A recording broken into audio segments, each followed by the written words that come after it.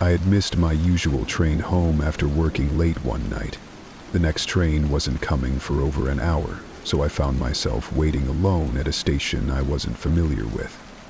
It wasn't a major hub, just one of those smaller, older stations with peeling paint and dim lights. At first, I kept to myself, scrolling on my phone, but the silence of the station was unsettling. There were no announcements, no faint hum of passing trains, nothing. Just the occasional flicker of the overhead lights. A few minutes passed, and I started to notice things. A figure standing far down the platform, barely visible in the shadows. At first, I thought it was another passenger, but something felt off. They weren't moving, just standing there, completely still. I tried to ignore it, but when I glanced back, they were closer. Still motionless, but now I could make out more details. Tattered clothing, an unnatural posture. I couldn't see their face, but I felt their eyes on me. The air grew colder, and the platform felt darker. I moved to the other end, trying to put as much distance as possible between us. The figure didn't follow, but remained rooted in place, watching. When the train finally arrived, I jumped on without looking back. The relief of being inside didn't last long.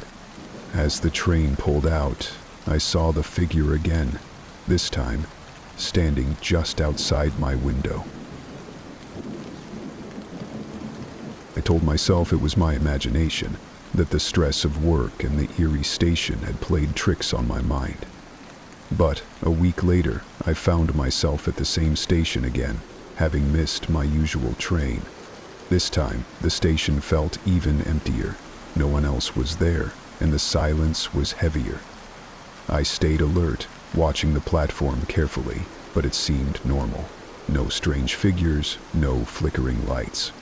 I was starting to feel foolish for being so scared the first time when I heard it. A faint shuffling sound coming from behind me. Slowly, I turned around, and there they were.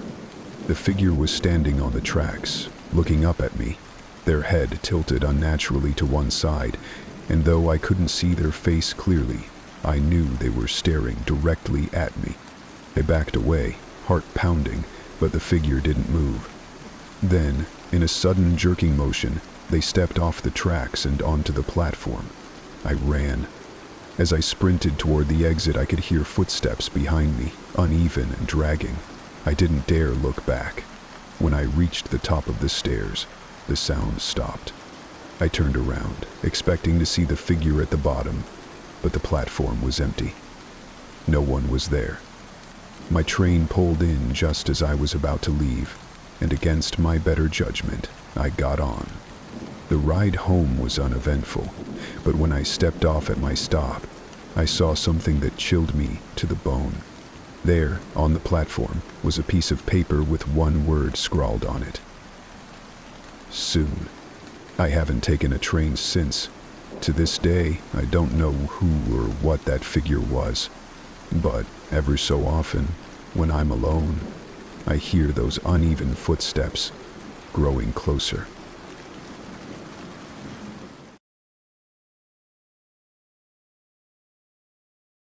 It started with a mistake. I had misread the train schedule and found myself at a near-empty train station around midnight. This wasn't my usual stop. It was an older station I wasn't familiar with. The air felt still, and the dim lighting only made the shadows stretch longer. I sat on a cold bench, scrolling through my phone to pass the time. That's when I noticed him, a man standing at the far end of the platform. He wasn't doing anything, just standing there, looking down the tracks. At first, I thought he was just another late-night commuter, but something about him unsettled me. He was standing too still, like a statue. I kept glancing over, trying not to be obvious, but every time I looked, he seemed to have shifted slightly closer, and decided to move to the other end of the platform, putting as much space as possible between us. As I walked, I felt the weight of his gaze. I sat down again, trying to convince myself that I was overthinking things. Maybe he was just weird. But then I saw movement out of the corner of my eye. He wasn't at the end of the platform anymore. He was in the middle, closer. I stood up, suddenly on edge.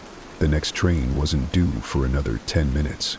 I debated leaving the station altogether, but before I could decide, I heard a noise, a faint, deliberate scraping sound. I turned, and he was even closer now.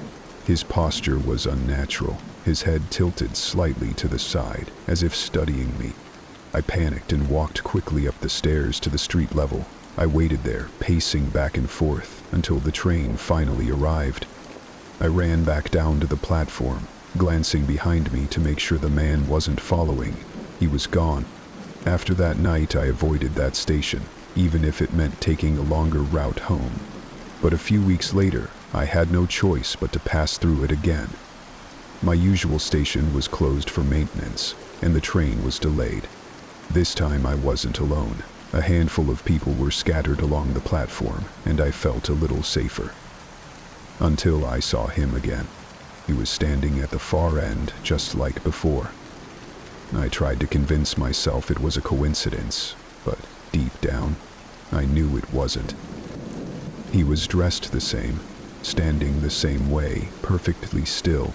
I told myself not to look, to just focus on the tracks and wait for the train. But when I glanced back, he was closer.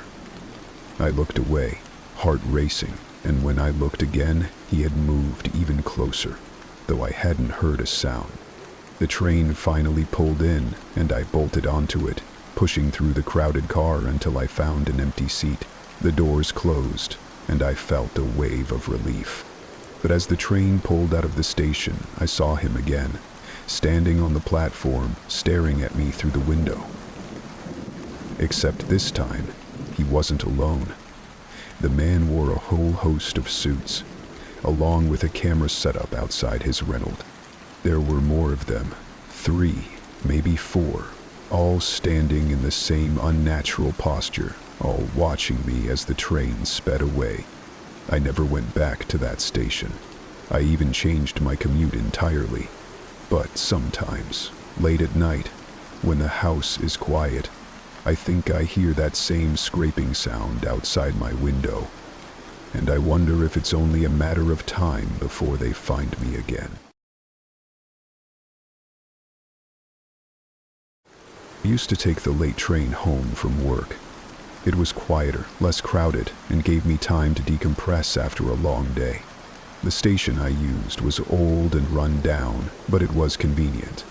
Most nights, I'd barely paid attention to my surroundings. But one night changed everything. It was past midnight, and the platform was empty except for me and a few scattered commuters. I was sitting on a bench, scrolling through my phone, when I heard faint footsteps. They weren't rhythmic, like someone walking to catch a train. They were slow, deliberate, and uneven. I looked up and saw a man standing at the far end of the platform. He wasn't facing the tracks like most people would while waiting for a train. He was facing me. His figure was mostly obscured by the dim lighting, but I could tell he was tall and slightly hunched, like he was leaning toward me. I tried to ignore him, but I couldn't shake the feeling that he was watching me. I glanced up again, and he had moved closer. Still standing in that hunched position, still facing me.